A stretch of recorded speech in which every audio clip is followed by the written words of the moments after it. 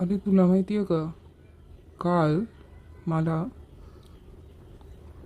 एका माणसाने चक्क 10 लाख दिले. आणि ते का बरं?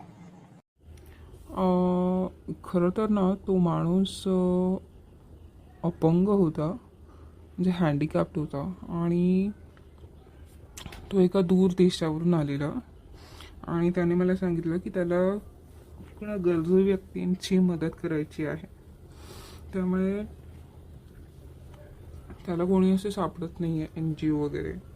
तर म्हणून त्याने मला संपर्क केला आणि माझ्याकडे चक्क 10 लाख दिले. अरे वा, मग तू काय करणार त्याचं? करणार काय, आपल्याकडे खूपशा अशा गरजू शाळा आहेत ज्यांना मदतीची गरज आहे. तिथेच जाणार आता, बघतो कोणती शाळा मिळते का. अरे हो, ती आपल्या घरापासून किती 2 किलोमीटर दूर एक सरकारी शाळा आहे ना, तिथे ॲक्च्युली आपण जाऊन वर्कशॉप घेतले पाहिजेत. आणि तिकडचे जे ॲक्च्युली टीचर्स आहेत ना, ते काय म्हणतो आपण, ते मुलांच्या एवढ्या ॲक्टिव्हिटीज घेत नाही आहेत. तर त्या ॲक्टिव्हिटीज घ्यायला आपण तिथे जायला पाहिजे. काय म्हणतोस? हो बरोबर आहे ना, म्हणजे सेल्फ डिफेन्स ॲक्टिव्हिटी, परत अवेअरनेस ॲक्टिव्हिटी, एन्व्हायरमेंटवर काही ॲक्टिव्हिटीज आपण असे वर्कशॉप घेतले पाहिजे.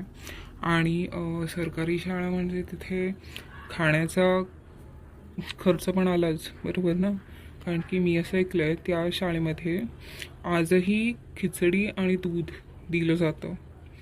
हो ना, तर आपण 1 दिवस किंवा 2 दिवस का होईना त्याचा खाण्याचा खर्च करूया. कारण की तिथे पण क्राऊड चांगला मोठा आहे. किती माहिती आहे का तुला, जवळजवळ 800 की 900 विद्यार्थी आहेत तिथे. अच्छा. अरे वा, मग तर आपण केलंच पाहिजे. हो हो, चल चल जाऊ तिथे. माझ्याकडे ऑनलाईन आहेत, तर आपण बघू तिथे जाऊन कोणकोणते वर्कशॉप घ्यायचे ते.